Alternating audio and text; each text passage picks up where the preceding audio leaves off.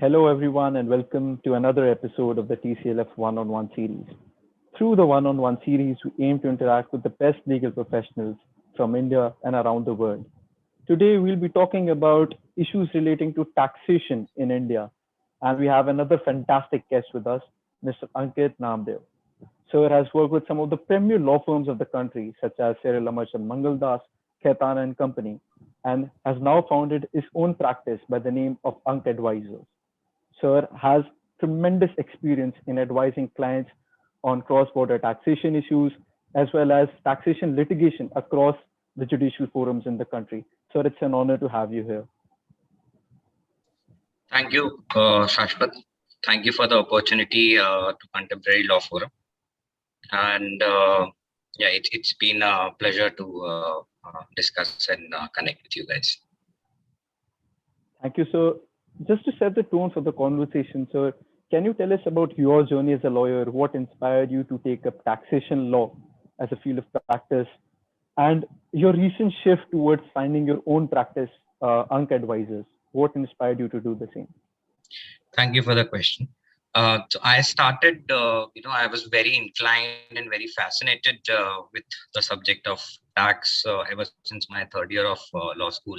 My first opportunity to lay my hands on the tax, on the subject of tax was with the moot court that I had done in 2012, where it was based on public international law and international tax, and I had not even studied tax law as a part of the legal curriculum, and while working on the moot court problem and understanding with the discourse of understanding the tax laws in bit more detail, I realized that it is something which is very much intriguing, mentally challenging, and sometimes taxing as well.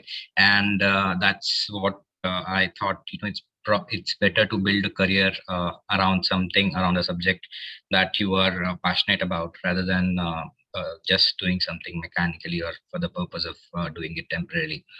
So that was the idea behind starting the journey as a tax lawyer. And I started working with ALMT Legal. That was my first job in 2014, and then from there I had moved to Khetana and Company in 2015. I worked there for 3 years. Was then became a senior associate as well. And during the course of having the experience of working in complex transaction, I realized that tax has a bigger role to play when it comes to commercials, when it comes to the structuring of the transactions, investments, and inbound and outbound investments and exit deals, and etc. And that's when I realized that it has something huge to play, and probably I should explore this more. Then in 2018 I had moved to Amarchand Mangaldas with the tax team there to set up the Mumbai tax practice of CAM in Mumbai back in 2018. I worked there for 3 years, and during having assisted the corporate practices in a lot of transactions and working in complex matters, advising and issuing legal opinions, I figured that perhaps a different platform would make sense to be able to cater to a large variety of service providers, including lawyers, civil and business lawyers who may need sort of parallel tax advice for their ongoing matters. And a lot of times within a firm structure, it is a different sort of it involves different financials and different scale economies of scale when it comes to having a full-time tax team. So that was the idea, to be able to cater to a large variety of audience, do the value add to their businesses, and that is why I have started with my own firm, Ank Advisors, in this April 2021. That's a very inspiring journey, sir, to say the least. And particularly inspiring is the way that you have focused towards the field and you've streamlined your career into gaining an expertise over complex transactions as well as litigations. Right. And it's very inspiring. Now, sir, as a tax lawyer, what we have seen, the trend usually with respect to law students as well as young practitioners, there's a common perception that the field is extremely tough because there's accounts involved, there Right. must be some technicalities involved, and all of that. Right. So, as a tax lawyer, as a seasoned tax lawyer, what do you think are some of the most essential skills that one needs to, excel at, or one needs to develop to excel in the field of taxation law? Thank you for the question. It's a good one. I think a lot of times we probably undermine the fact that tax also is a law ultimately at the end of the day. It may relate to a bit complex subject matter, particularly involving accounts, but accounts are just a very small part of it. There are huge plethora of legal issues which are surrounding the fact that it is a law, and ultimately it has to be the legal parameters of a justified sort of a action which is taken by the tax authorities. The parameters needs to be followed, and there are so many avenues for tax lawyers per se to look at the legal side of the tax, and that is at times way more important than the numbers itself. The numbers are just part of it. And in terms of skill set, it probably it is a very sort of a good place to start with if you are focusing more on the skill set of interpretation, drafting uh, drafting of the contracts, and very bit sort of more precise kind of a drafting rather than continuing to draft a longer version of a document. And most importantly, tax is a specific law. It's a very well articulated and well drafted law. In general, it keeps on the fact that it is amended every year again makes it a bit more dynamic than any other law which may not be amended every year. And so that makes it a bit more specific, and you need to have a specific skill set to be able to identify the research proposition and pull out the exact relevant case laws. And if you're not able to, then at least be able to apply the legal principles that are enunciated in particular judgment, and to the ability to then distinguish the case laws and the legal positions. And that is something which is very basic to a legal curriculum, and that's something that most of the people would have definitely acquired while studying at law schools. So it's not something that you would need a that you cannot acquire those relevant skill set. It just probably requires a bit different kind of an aptitude to go at lengths, to go at depths, to be able to identify the pressure points, and to be able to see the strength of the case that you're building around it. So it requires both a macro and a micro perspective when you're working on tax laws. Right. That's a very interesting take, sir. And I completely agree that at the end of the day, it's a field of law, and whatever skills you need to develop as a lawyer in general, with respect to any commercial law field, I should say, you would need them in the field of taxation law as well, as we can see from your own suggestions. So, sir, just for the benefit of the audience and the viewers who are interested in the field and who would like to, get introduced to the subject, can you give us a brief overview of the taxation structure in India? What are some of the relevant legislations, and what is a good starting point to read about the subject? Right. So a good starting point to read about the subject would be, start with the basics, see the procedures that are laid down under the Act, understand the various processes, how the particular provision is connected to the other provisions of the Act. That is again something that that one needs to understand very well. And after having done a basic study and then read up the act in general, then try to understand the legal conditions attached to the particular provisions.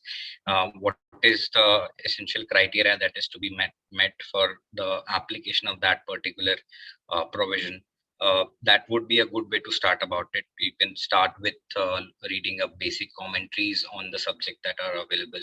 For example, you can also read Kanga Palkiwala for reference to have a bit more comprehensive and a sort of comprehensive understanding of the provisions, and see how it was in the earlier era before the amendment as well. That again is a very peculiar thing, because the act gets amended almost gets amended every year, and at times more than once in a year.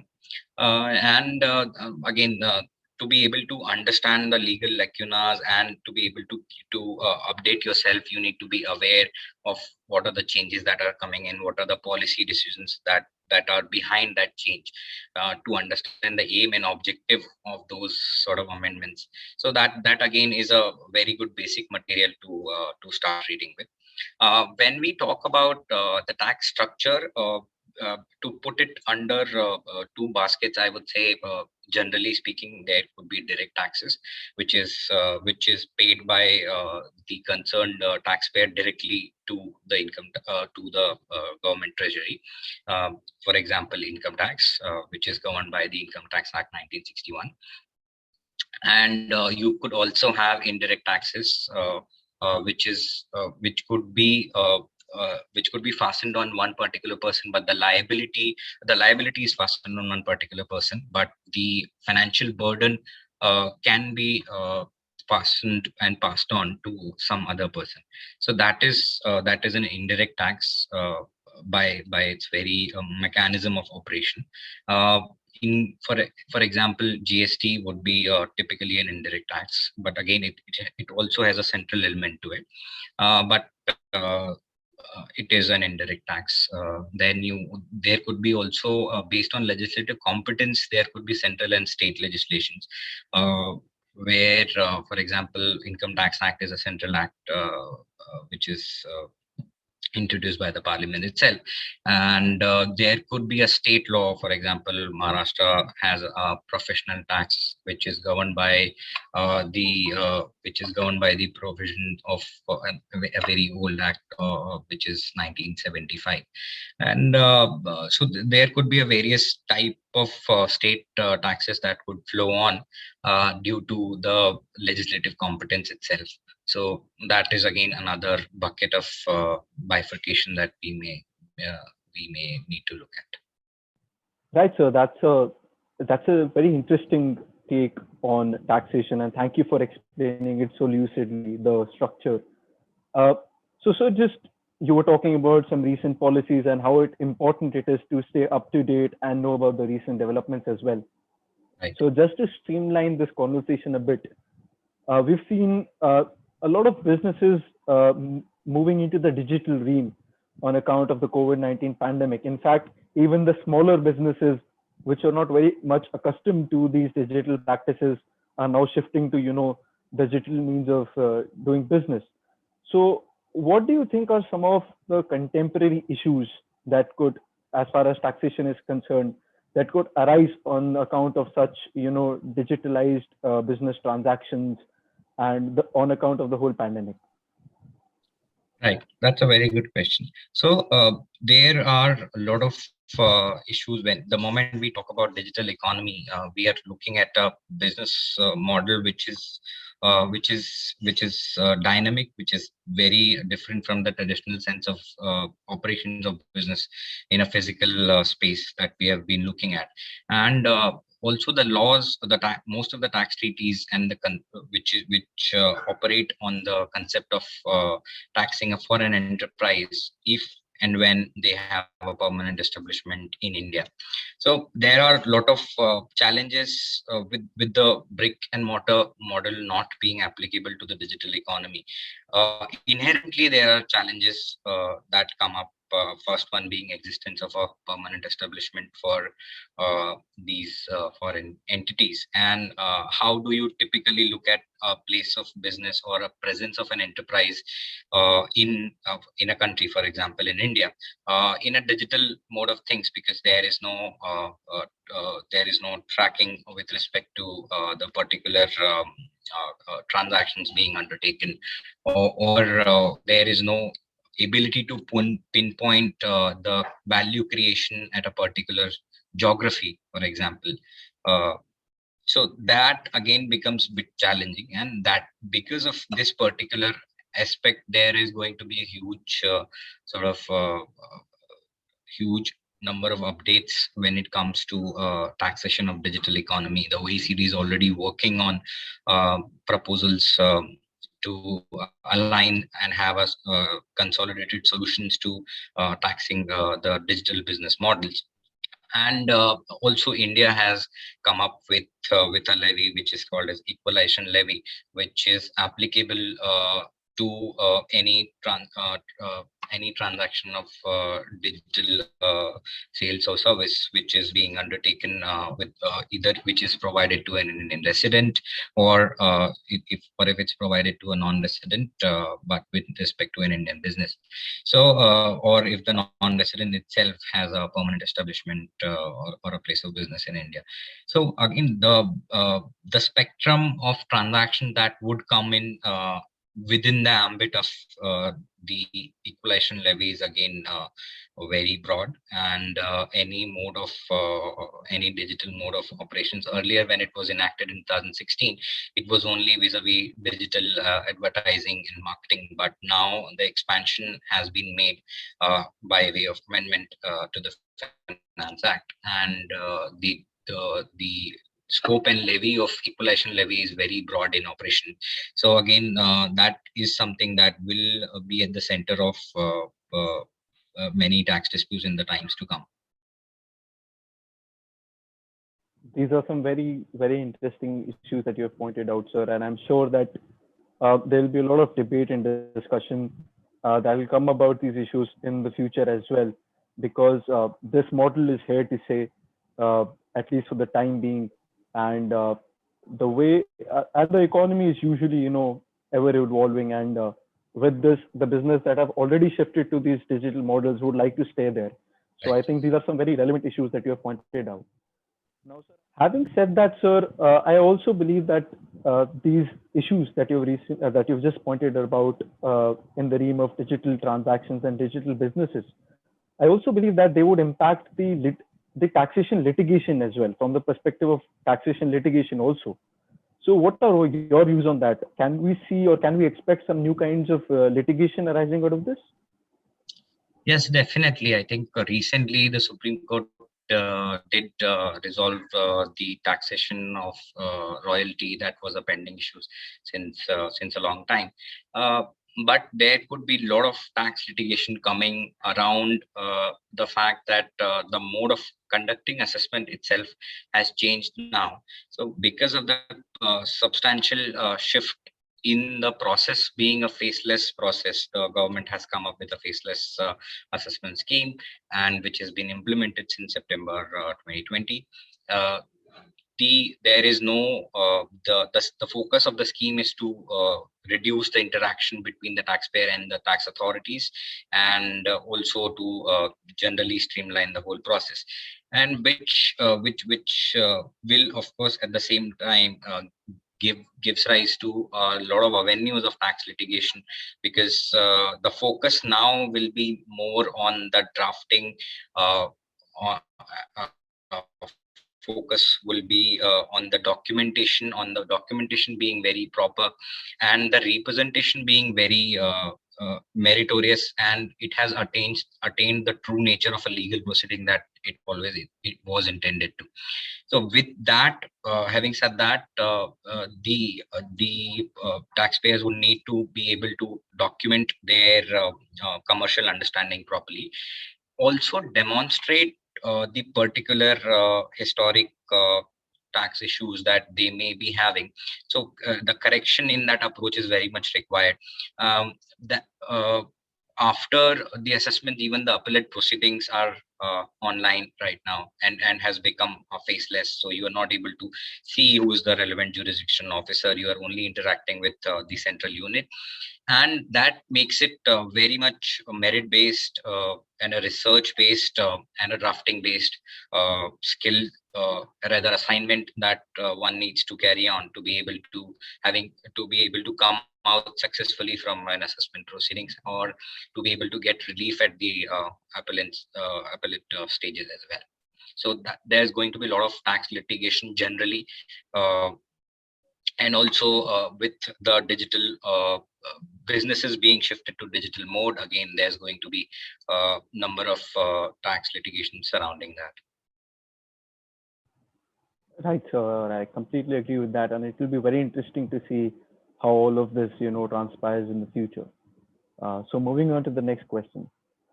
Now, sir, I think that this conversation would be incomplete without also talking about a very burning issue, which has been the subject matter of a lot of debate and discussion in the recent times, and that is the issue of retrospective taxation. We have seen the arbitrations that have been happening surrounding the Vodafone and India battle, or the KM and India battle. And Right. recently there was a bill that was introduced which tries to do away with this retrospective taxation. So, sir, what are your views on the issue, and what can we expect in the near future? I think as a policy decision making, it is a it is a very welcome change that the government is tried to introduce, and it is not just a change; it is also an expression of political will of government to try to correct their mistakes. And I think with the proposed position under the bill being the no levy of tax or interest or penalty for all retrospective cases which were initiated before May 2012. That is a very welcome change, and I think with time we'll be able to see how the relevant stakeholders are taking this, and if it is very much appreciated by the respective industry. Also, because why the stakeholders may not be too keen to immediately sort of act upon it is the kind of fights or kind of disputes that the lengths that they have gone to dispute that particular tax liability, ranging from international tribunal to arbitration and mediation, conciliation. So, given that kind of approach to resolve that, it's a very much welcome change that the government has, and the government must be congratulated for having, expressed that kind of an approach, and an initiative of that magnitude must be appreciated. Right, sir. I completely agree with you, and uh, hoping that this entire issue, like that is the intent behind the bill, that the ongoing issues and the ongoing claims with respect to retrospective taxation can be put to rest with this bill, and these entities, these commercial entities, put to rest these disputes with the government of India. So let's see how that folds out. With and with this, we'll like to move on to the last segment of this conversation. uh, so, sir, what would be your advice to the aspiring taxation practitioners or students who are interested in the field of taxation law? If there's a piece of advice that you would like to hand out, what would that be? I would say that focus on building the relevant skill set. That is the most important thing. If and not necessarily look at a tangible form of benefit of the hard work that you may be putting uh, with any sort of loss. If you are trying to focus on a particular practice area very well, you should start from the basics, work on understanding the provisions, understanding the law, pull out the lacunas and try to analyze them and write about them. I think writing is very, very important in developing that skill set. Research skills is again a very critical part of developing a career around tax law. And also, I think the COVID having disrupted our normal life, physical with the physical world, I think one should also try to invest in their own mental health. Try to do some yoga, some sort of meditation, whatever works for you. It is a very subjective thing, but I think it's always beneficial to just keep working hard, do the basics right, and not look at it in the sense of a tangible result that I am not having a particular job offer. By this time, I should have had it. But and having said that, that may be quite natural with the economy is being a bit disrupted with COVID. But if you are focusing on developing the relevant skill set, rest assured, today or tomorrow you will reap the benefit of that particular hard work, and just keep doing it. Thank you so much, sir. That was a very relevant piece of advice, and I completely concur with that. And with this, we would like to end this conversation. Thank you so much, sir, for joining in today. And again, it was an honor to host you. Thank you so much.